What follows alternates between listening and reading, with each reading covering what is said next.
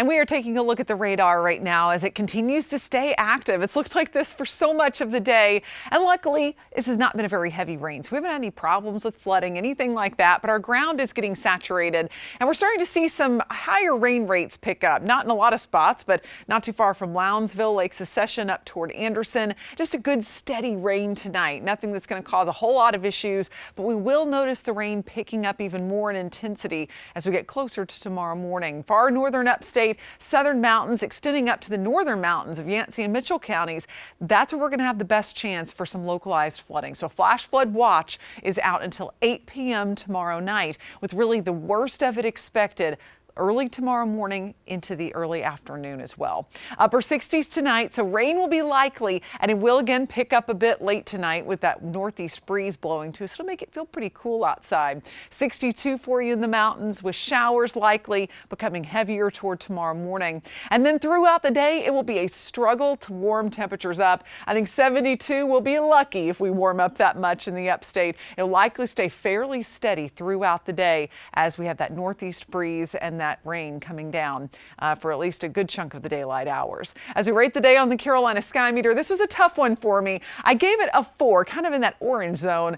No severe weather threat tomorrow. I would have nudged it farther down if so.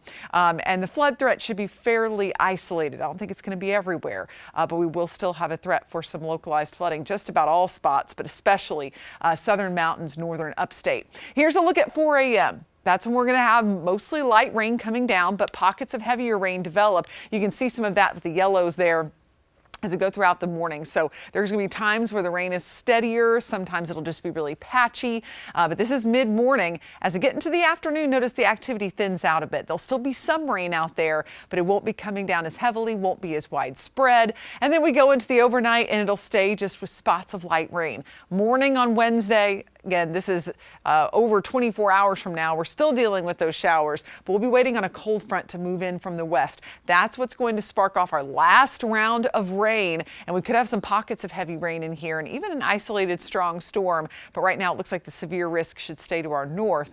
Then by 10 p.m. Wednesday, we're done. Maybe a stray shower in the mountains, but the rain is over with, and we will be glad about that because it could add up to 3 to 4 inches in some mountain locations, especially those favored spots, the upslope spots where the lower elevation meets the high, kind of in this middle ground there. That's where we're going to have the best chance for those heavier downpours. Farther to the south, still going to be a good rain for the upstate, about an inch and a half in some areas, so it'll be quite a bit. The severe weather risk right now looks to remain to our north. It's this green highlighted area. This could get pushed a little farther south just depending on the timing and the intensity of that line, but right now it doesn't look like the ingredients will come together to bring us any major severe weather, thankfully, on Wednesday.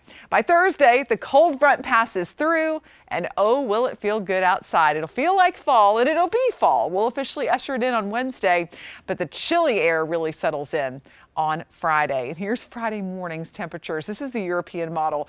40s in the mountains. Look at Franklin at 43, low to mid 50s in the upstate. Grab those jackets for the kiddos.